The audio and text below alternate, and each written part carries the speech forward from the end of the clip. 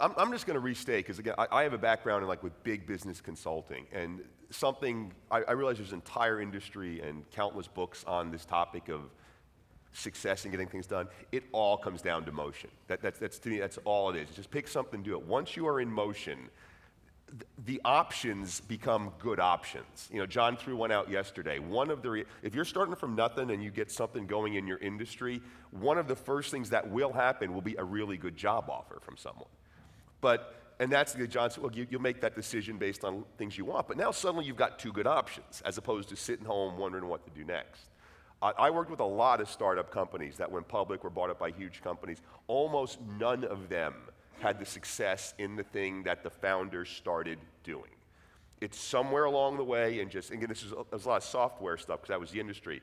They were going to do custom programming, or they were going to do this type of thing, but then they had a big client who threw this at them, and then they had a good choice. Do we stick with the vision, or do we take the money to do this other thing? And different choices, of course, can be made, but it was just, motion is where it happens. And the only caveat I always try to get people to put on that, and ourselves included, is tying exactly what I said yesterday to short-term goals. What is the short-term feedback that this is a good idea?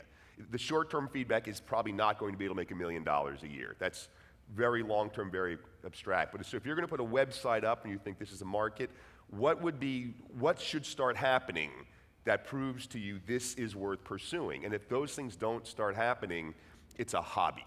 And hobbies are great, and it doesn't mean you don't want to keep doing it. But if you're not you need to have some metric, and whether it's, James said he goes to his wife, or you have some friends, or you just decide yourself.